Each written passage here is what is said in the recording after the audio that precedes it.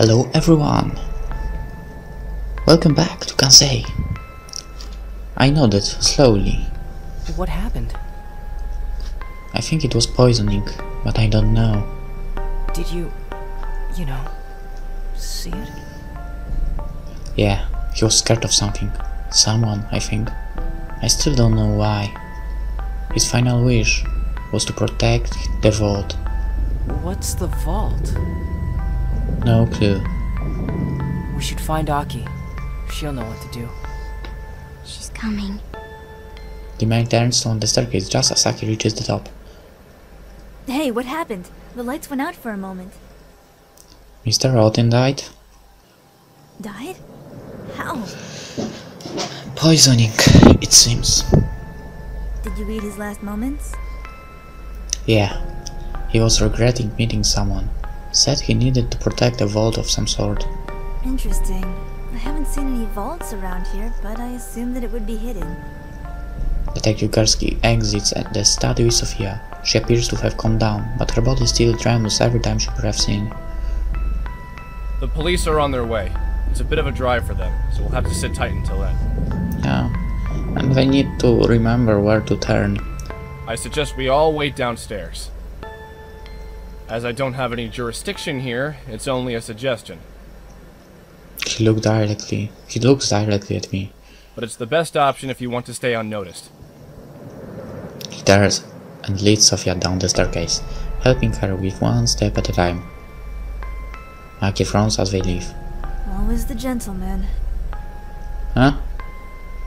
Nothing. Anyway, we should probably follow his suggestion and head downstairs. We wouldn't want to get into any more trouble than we already are. What do you mean by that? Since when were we in trouble? It's not you. So it's me. Aki shoots a glance at him, and the expression on his face makes it obvious she just told him something. I suddenly remember something that was bothering me earlier. You know, Detective Karski told me that you guys belong to the government. What does it mean? It means that Miko shouldn't talk so much. She heads down the stairs before I can ask anything else. Aki follows meekly, but Dima stays with me. What's up? Do you truly want to know? About you guys? Well, I think I deserve an explanation. But do you want one? Well, yeah, I guess so. We're on parole for crimes past. Miko Gursky is our parole officer. What? What?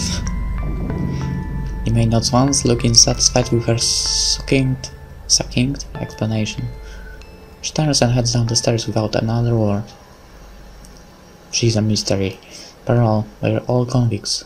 Wait, even Naoki? Aki, I could understand, but Naoki? And what about Imai? What did she do? I'm really starting to worry about the sort of people I've fallen in love with here. Slowly I descend the staircase, measuring one step after another. Maybe I really shouldn't have asked. When I get to the bottom, Detective Karski glances at me with mild amusement. Glad you could make it. Did you take a wrong turn somewhere? So funny. No. You okay? I'm fine. I look around the room hoping to change the subject. Where did everyone go? Miss Millerson wasn't feeling well, so Naoki offered to make some tea for her. They both went to the kitchen.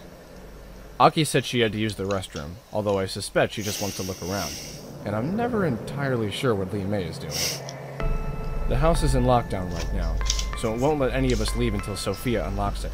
I guess you can roam around or do whatever you feel like. Okay. Move upstairs. Examine this thing. Some sort of art skin looks very old. That's the door to Mr. Office. It's locked. This calligraphy, Chinese, I assume. I guess that's all we can see here. Can we talk?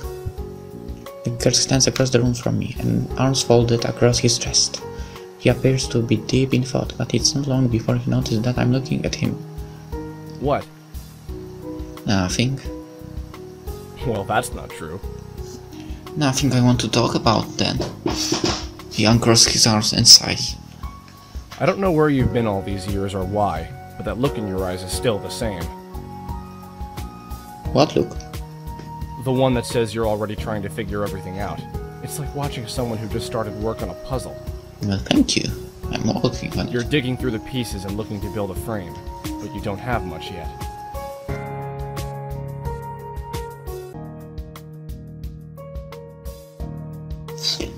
Hello everyone, PolishLynx here. Time to continue. That much is true. I don't remember seeing you before though. I doubt you would. We've never met in person. I sure heard a lot about you, though. Both of you. I suddenly feel my stomach knot up. How much is a lot? Not enough, apparently. I thought you were dead. We all did. Yeah, that was kind of on purpose. Do you have any idea how much work was put into finding you?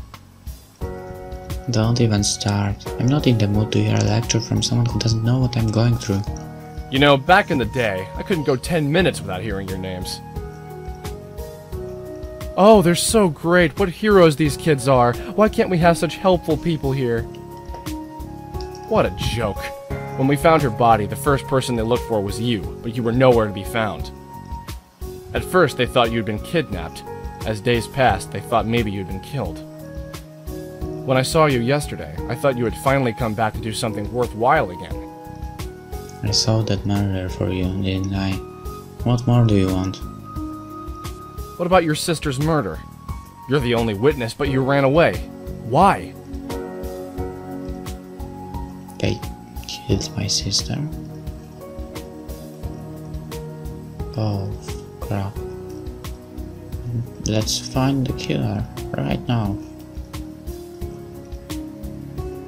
It's complicated. Things are only as complicated as you want them to be. He told me the same thing this morning. Then maybe you should listen. I'd rather you don't get involved. This is something I have to deal with on my own. Sorry, kid. I'm sworn to uphold the law. Even if you don't want me getting involved, I kinda have to. I know. Just... I sigh and let my hands fall to my sides. It's not what you think. We'll talk about this more later, but I promise that this isn't over. I got a call this morning about my report from yesterday. You've already caused a disturbance with your return. Oh no. Did Schultz found out yet? Are you kidding? She was the first. And that's why I didn't want to tell you who I was. I knew they'd all find out I was back. They'd find you eventually. It was only a matter of time. Am I in trouble? Yeah, I'd say so. If it weren't for Aki's insistence that you stay with her, I'm sure they'd already have come to take you back. This is not good. This is so not good. What am I supposed to do? Oh, I don't know. Why don't you try actually having a backbone this time around? Listen, I'm sorry, okay? I was 15 and stupid. And I shouldn't have run away. But can we just focus on the dead body we've got on our hands right now? I kind of feel like we're letting the past get in the way of the present. The present only exists because of the past, you know.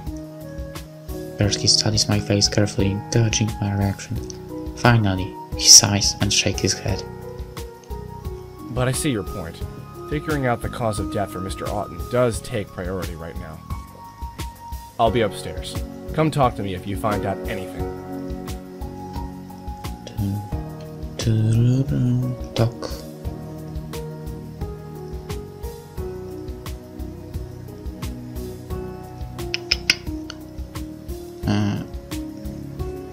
Do you know if Mr. Alton has a vote at the bank?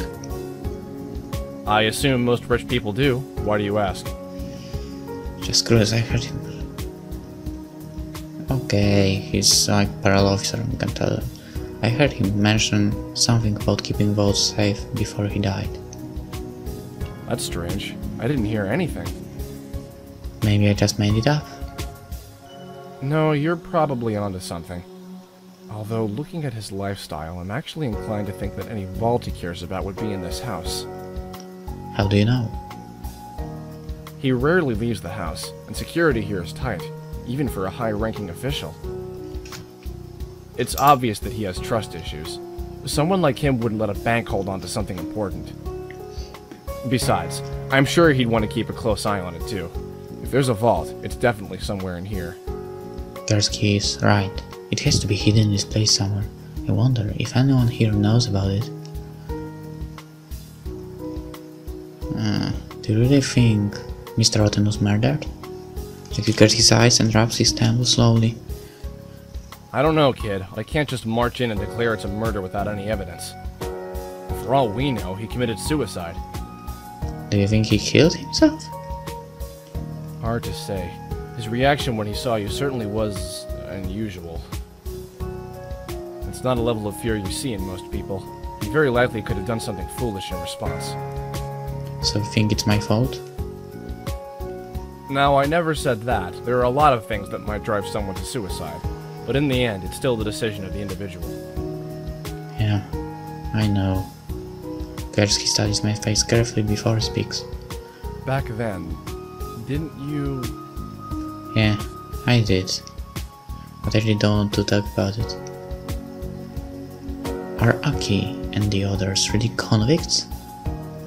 Well, technically, no. Technically. No. They're not on record as having committed any crimes. But Limei said you were their parole officer.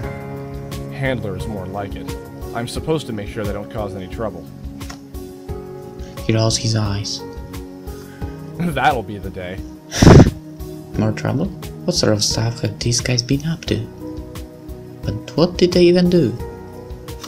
Hustling, mostly. The twins ran a lot of cons. Aki's got some sort of charm about her that makes people trust her. She's really manipulative, and her life is nothing but moral gray.